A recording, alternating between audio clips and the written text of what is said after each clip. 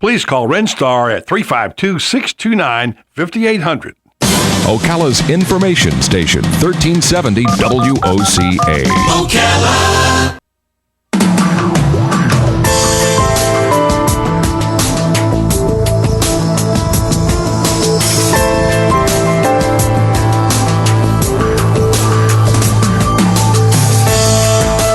All right, 25 minutes before 10 o'clock. Thank you for tuning in this Friday morning. Brendan Irwin is in the studio. You met him once before on this show. He is actually the host of this program. It's called In Step With You. Brendan is a certified orthotist, right? At Mid-Florida Prosthetics and Orthotics. And he is in the studio today with Joe Stevenson, who's a veteran and a peer-to-peer counselor. I think that title right away tells me what you do. Joe, also known as Mike. And Tasha Fackler is here too. Pretty lady, physical therapist assistant, right? Yes. And we're going to talk about what you do as an amputee support person, right? Yes. Do you know, Brendan, since you were here, good morning, first of all, to all of you. Good morning. Since you were here, it's kind of weird, like when you get a red car or anything, you see lots of them. Well, since you were here, I've seen so many people walking past the window here with prosthetic legs. Sure, yeah. And it's, in my mind, I would think that they would be trying to cover it up, but they don't. I think that's wonderful that they're walking around, and not just the ones that look like legs, but even the ones that don't. They look like stilts or something. Yeah, I mean, for some patients, they do like to have that cosmesis of, to make it look similar to other legs, but we're finding many people are just very comfortable with the pylon being exposed, and people very clearly can see that they are in fact an amputee, and some of them walk remarkably well. It's unbelievable. Yeah. I've been noticing that, and I guess the question would be, maybe this is for all of you, when you have somebody who's new to a prosthetic device, is that typically the aesthetics of it, the look of it, is that typically a concern or no? I'll speak first, and then Joe, maybe it'd be good for you to weigh in. Someone that has a prosthesis.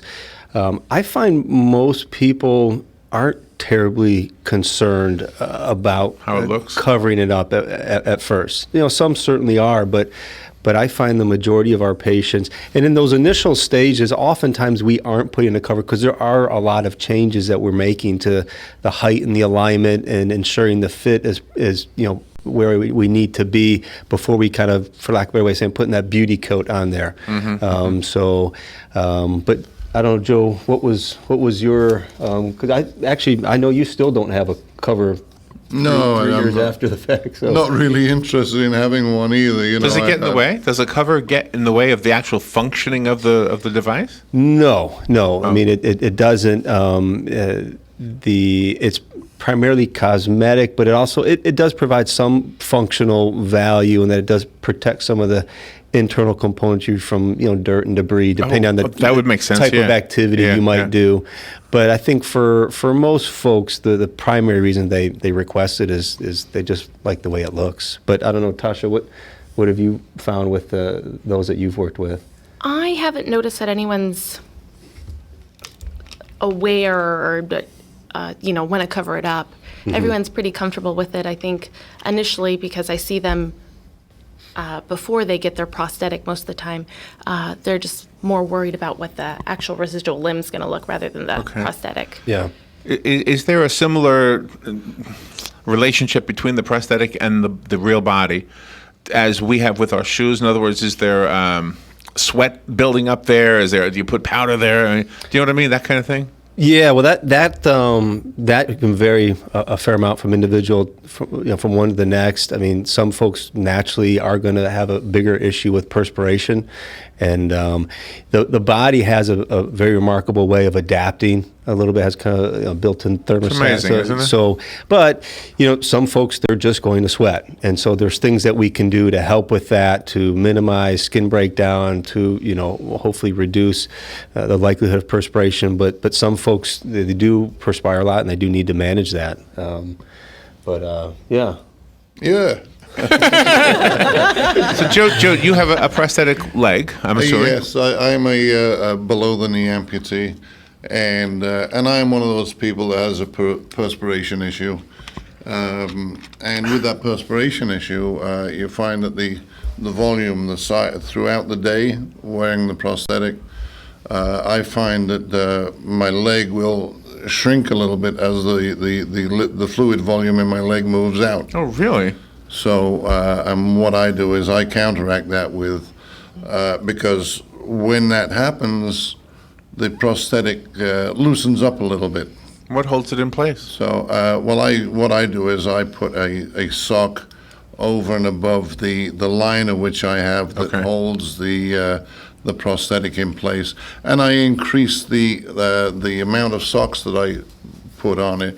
It's a specially designed sock This is- made by the prosthetic industry, and that as my leg shrinks, the more socks I put on, and it tightens it up. It's just an inconvenience going throughout the day, you know. So if there are things in the way, then, and forgive me if this is a dumb question, but that's not unusual for me. Do we have, like, there's this new technology thing out of Las Vegas, this whole week, all the consumer things. Does it connect to your nervous system, to your brain at all, or is it completely mechanical? I mean, you can't tell it to move, right, with your brain, or? Well, no. There's no moving parts per se. The only moving parts I have are in the ankle, and that's all done mechanically. It's nothing, you know. Wow, that's amazing. And that's purely done by my body weight. Wherever I shift my weight to, the ankle will make that adjustment. So Tasha, is that part of what you do, is help somebody learn how to use it? Yes. So initially, whenever they get out of surgery, they come to me at Health South. I work at the rehab hospital, and we work towards getting them into a prosthetic. And we do mostly acute patients, so that's right after therapy, right after surgery, and that's where I actually met Brendan. He'll come in and he'll speak to them, and once we discharge them, Brendan kind of takes over and they come back to us, hopefully, and we work with them on learning how to use their prosthetic. Yeah, one of the things I really want to invite Tasha and Joe is there's lots of resources out there for amputees, and one of the things that I've really been excited about with Tasha is she's really taken the initiative. I get lots of requests from individuals wanting to talk and wishing there was an outlet for them to meet people and talk to others who've gone through a similar experience. And so one of the things that Tasha has started up over there at Health South is an amputee support group. Oh, really? And they hold it, wow. and she can talk a little bit more, but they hold monthly meetings. And Joe's been great. I mean, he's been an invaluable resource to us. He's one of a few patients that when individuals are either preparing to have an amputation or just recently had one, and they have lots of questions and fears sometimes, ask them if they want Sure, someone yeah. to come by, and Joe's volunteered a lot of his time to go and talk to a lot of folks. So that's an important. I think somebody who is as confident. I mean, Joe, you've already exhibited confidence to us, and you're funny, and I mean, the personality you are seems to be very much in line with the fact that you've accepted this. How long have you had the prosthetic? Almost 3 years. 3 years. And may I ask why? Why did you have your leg amputated? Well, I am a British service military vet, and I had my leg severely damaged in 1972. And In the war? Excuse me? In Vietnam? No, it was in Cyprus. Okay. It was British territory. Okay. And I had my leg amputated almost 3 years ago, and thanks to Mid-Florida Prosthetics and the other people that helped me get through this, it left me in a far better position being Wow. So you lived all those years with a leg that was my right leg was 3 inches shorter than my left leg. Oh my goodness. So And it became too painful? Is that what happened? No,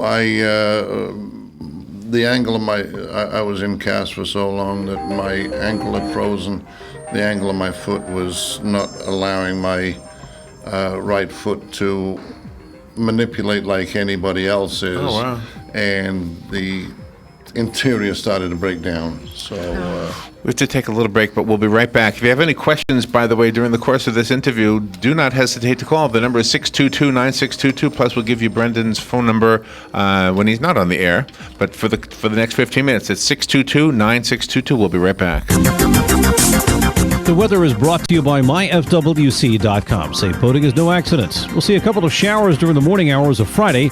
Otherwise, a mostly cloudy day with a high of 73 to 77. Partly to mostly cloudy and mild Friday night with some fog around late at night, low 58 to 62.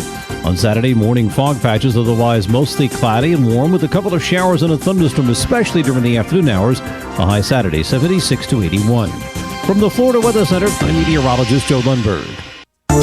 You've got a garden and we've got a show for you called You've Got a Garden with your host, Master Gardener Carol Ann Baldwin.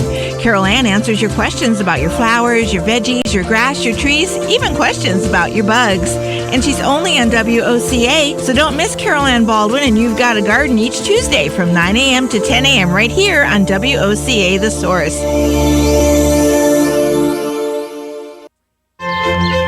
Enrich your life at Golden Ocala Golf and Equestrian Club. Here, century-old oak trees surround stunning homes, the finest resort-style amenities, and a stately clubhouse. Our exceptional golf course will host the 2016 Coates Golf Championship presented by R&L Carriers. And here you can savor a luxurious lifestyle that's second to none. Call 352-369-6969 for more information on our available real estate options and to schedule a home tour. Have you ever seen a jet ski act or a dinosaur under a circus tent? Well, Cirque Italia, the water circus, is coming back from Italy with a brand new production featuring performers from around the world. Cirque Italia will be at the main livestock pavilion in Ocala January 21st through 24th. They have created a brand new show with contortion, a mermaid, and more. Plus, they're offering a special discount for our listeners. At the circus, you can get one free child's ticket with the purchase of an adult ticket if you say circus. So bring the family. Visit CirqueItalia.com for tickets and more information. He's back. That's right. Bob Kennedy with Berkshire Hathaway Home Team Realty begins his new series of real estate programs Friday, January 15th. We'll be discussing the latest news in real estate, trends, financing, you name it. This is an interactive program, so of course, your questions and concerns will be answered. Remember, the first program will be Friday, January 15th at 9:30 a.m. right here on The Source, WOCA 96.3 FM and 1370 a.m. All right, 12 and a half minutes left before we wrap up this show, 12 and a half minutes before 10 o'clock, as a matter of fact. In the studio, this segment is called In Step With You. Brendan Irwin is here. He is a certified prosthetist orthotist at Mid-Florida Prosthetics and Orthotics. In the studio is Tasha Fackler. She's a physical therapist assistant, and she's here to talk about what she does and the support group that you created. I would love to hear more about. And Joe Stevenson is here. He actually is wearing a prosthetic device on his lower leg. He's a vet, which thank you for your service, Joe, and a peer-to-peer counselor. So I'm guessing the scariest time is from the moment you fear or are given confirmation that you will be losing a limb, right? That's got to be the scariest time for a patient. Yeah, I imagine. I mean, there's some patients that it is something that they have an opportunity to kind of plan for. Maybe it's a vascular or diabetic patient. They've had time to kind of prepare. There are some situations traumatic. We work a lot with the Ocala Regional, the trauma unit over there, and sometimes they wake up not having had the opportunity to mentally prepare. Oh, really? Oh, yeah. Oh, yeah. wow. So it can definitely that fear of the unknown or being faced with it for the first time. But Joe, you had time to kind of make the decision. Oh, right? I had 42 years. Yeah. So everyone's situation certainly is different. Yeah. So what made you so confident, Joe? I mean, did you have a peer-to-peer kind of a person? Oh, no, I never, I actually embraced it when the time came. In fact, I was fortunate that everything went very, very well from the surgery standpoint all the way through to the prosthetic standpoint. And it took me from the date of amputation to the date of getting my limb and walking with it 6 weeks and 1 day. Oh my gosh, that is really. And I have something. to constantly remind Joe that is not the typical experience. Oh, that's quick. Is that quick? Oh, That's very quick. Very quick. Yeah. So so is it like riding a bicycle? The first day, did you fall over? No. I was measured up for my prosthetic and everything else. I'd been sent home from rehab about 5 weeks after the surgery, and then a week later my prosthetic was ready, and one of the previous owners of the company, a fellow by the name of Frank Vero, he was my prosthetist at the time, and he had made my leg up, and I went to his office to get fitted. He put me on a set of parallel bars to see how everything would work out, and it was child's play from there on. Wow.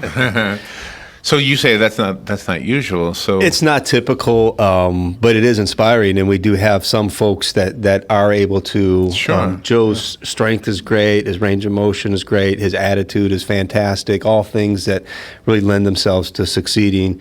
And you have folks like Tasha that, and the therapy side, that really help people get to that point. It's definitely not typical, but we do have some patients take 2 months or longer to even get to the point where we can begin the process. So, but I know Joe has been a motivation for a lot of folks as he's gone in and talked to them and let them know what the potential is. Joe, if Tasha had been your therapist, would it have taken longer? Most of it is self-motivation. Yeah. But you do need the help of the therapist to get you through the physical aspect of it. So Tasha, I mean, in the support groups, I mean, you must have obviously people like Joe coming in and talking to everybody, right? Yes, when Health South is such a new hospital to the community. I think we've been there for about 3 years. So Brendan and Joe have been a really big help. Joe comes in, he speaks. Whenever we have a new amputee that needs someone to speak to, call Brendan, call Joe, when Joe comes in and speaks to them. And during the amputee support group, it's good to have someone there that's been through it, that has such a positive story. So people that are not in the best mindset or are really confused or really scared have someone to turn to. In a way, you're doing it right now because you never know who's out there listening. And there's two things. First of all, you're kind of giving a mini sample of what you do just over the radio waves, but also you're giving information that they maybe didn't know. They maybe didn't know that this support group was there, and that's to me that's why I love the fact that we record these, because somebody out there knows somebody, and they may say, "Gosh, I was listening to this radio program. I wish you could have heard it." Well, now you can share it with somebody. Yeah. And the emotional support is so key for the three of you to be here and to put yourselves on the line like this to help others. You have to bear all just so everybody else can succeed. Right. Yeah. What, Tasha, remind me, when do you guys have those meetings? We have the meetings the first Monday of every month, and it's at Health South in our cafeteria area, and it's from 5 to 6. And we invite amputees, caregivers, family members, anyone who's been impacted by an amputation. And where's Health South? Where's that? It is on it's Easy Street by Walmart here in town. Right over here. Oh, behind Hardee's. Behind Hardee's, yep. Oh, okay. All right. Okay. And Brenda, where is your office? We're on 17th Street. Okay, so not far from each other. No. We have a couple offices here in Ocala, actually. One of them is on 17th Street in the Tealbrook Professional Center, and then the other one is on the west side of town, off 200 in Timber Ridge. We've been mostly focusing on the legs today, but I think last time you were here, you said you also do arms. We do. The lower extremity of the legs make up the lion's share of the patients that come through our door, but we definitely do some upper extremity work as well. Did I tell you that we saw a young girl at the Shriners Club? Did I tell you about this young girl? I don't. Well, she had, how old do you think she was? 10? She's about 10 years old, yeah. And she was, oh my gosh, what a great attitude. She had a prosthetic right arm, right? Mm-hmm. Yeah. And she was throwing a ball back and forth with one of the other children, and of course we pointed out, and it looked like a robot arm. It didn't look like an arm. Yeah. Mm-hmm. But she had no problem with it. Her hand looked real though. Her hand looked like a real hand. Yeah. And I think she could use the fingers. She could use the fingers. It looked like it anyway, but she took it off. Eventually, she got tired of it, took it off, and just kept catching the ball with the left arm and the what was left of the right arm. Well, and that's part of the reason you don't see as many upper extremity patients come, because perfect example where a lot of times they figure out ways to adapt without the use of the prosthesis. So sometimes it's an intermittent thing. They may not use consistently, whereas Joe, I mean, you put that leg on first thing in the morning and I mean, it's on all day. Right? It's on all day. Yeah. I mean, they need that to get around. So definitely the lion's share of what we see come through the door is the lower extremity patients. Okay, I'm sorry. Go ahead. Well, I was just going to say, speaking of lion's share, are the lion's share of your patients, are they diabetic related or are they military related or? We have a lot of diabetic patients. We also have a huge veteran population. We're very involved. There's an amputee clinic that's run out of the Veterans Hospital up in Gainesville that we participate in. Been participating in that for a long time. We go up there a couple times a month, so we have a huge number of veterans that come through our doors. I bet. Yeah. And Natasha, how do you give caregivers emotional support? What kind of things do you give them? Well, it's really difficult with the caregivers because sometimes there's the burden of being a caregiver, the stress of having to look after yourself and after someone else. A majority of them are, they do very well, but some do get burnt out. So we just give them a place where they can vocalize that if they have any concerns or, well, I'm going through this. Has anyone gone through this? Especially if it's a new amputation, we give them a lot of information. We use the Amputee Coalition website. There's a bunch of information there that they probably didn't know, just because the amputation is so new. But for the most part, once they kind of get going and everyone gets accustomed to the amputation and living life that way, they wind up going and doing their own thing. Not everyone stays with us. Some people come once or twice. Joe, he's been in and out since we first started. So it all depends what they need. Is swimming out of the question? I mean, maybe not totally out of the question, but you have to take it off first, right, before you go in the water? Not necessarily. Really? Yeah. It just really depends on what they're doing. I mean, there's different kinds of swimming, right? There's those of us that just get in, kind of wade in the water. Yeah. There's those of us. My kids are on the local Florida Marlins swim team, and they're swimming back and forth and back and forth. And if you're looking for that type of thing, there's specifically engineered prosthetic feet and devices that we would fabricate for that individual. But you don't want to go in with just your everyday prosthesis and dunk it in the water. We need to know about that. Of course. Well, and I know that I think I know this, that the last time you were here, you said you don't really handle the prosthetic breasts, right? We don't do that. You don't do that. No, we don't do that. And see, my mom had this when she was alive, and she had to have one that would go in the water because she loved swimming. And I remember it was an important thing for her. And there was a place in town that accommodated her with that. Yeah.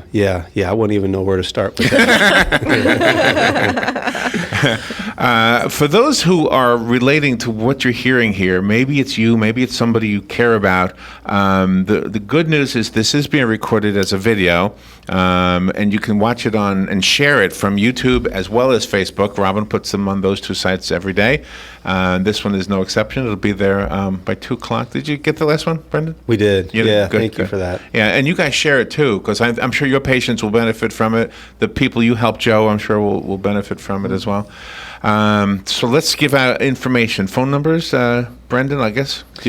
So anyone here in Ocala, Mid-Florida Prosthetics and Orthotics, our number is 351-3207. And Tasha, what's the best way to get in touch for the support group there at Health South? My phone number is going to be 352-282-4065, and that's my direct extension.